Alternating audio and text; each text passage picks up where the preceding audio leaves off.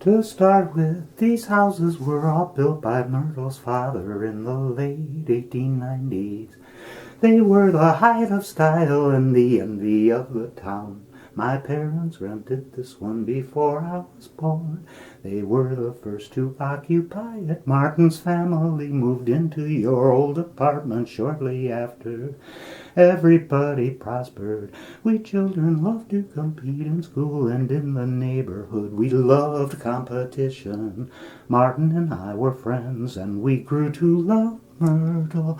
Many years had passed when John Simmons, Myrtle's husband-to-be, moved into the end building as a young bachelor.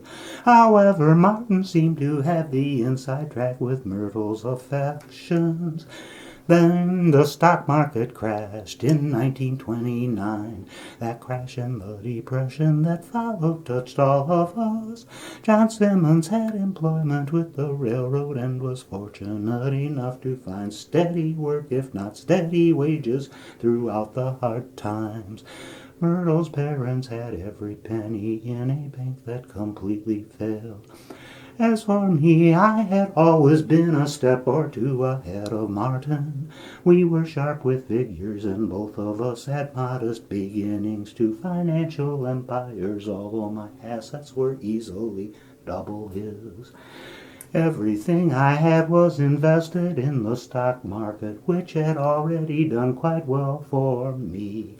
I chuckled as Martin is because he was prone to believe in only two commodities, land with buildings and ready cash. He was rumored to have the hardest mattress in town. Well, you can probably guess much of the rest. That's amazing, I never heard the story before. Listening does amazing things, George. For 3 years I listened to one sad tale after another about money's desires and ambitions lost. All lost. By this time I was close to 30. It was the depth of the depression, and making candy seemed to make sense to me. You see, George, my failure in the depression softened me. I might have been a greater financial success than Martin, but my life became centered around making good candy. It truly became important to me. On the other hand, Martin became the chief receiver of properties all over the city. He began on this street by foreclosing on Myrtle's parents. Myrtle was shocked, to say the least. The day after the foreclosure proceedings were formalized, he asked for Myrtle's hand in marriage. He even acted hurt when he was rejected. He proceeded to make one shrewd investment after another as life and death went on for his mentors on the street.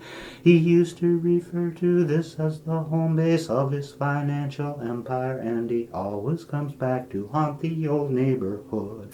He knows and yet cannot fully understand that placing money ahead of love while seizing financial opportunity cost him too hard and beyond his own capacity for understanding. His gloating is the most mournful cry I'll ever hear.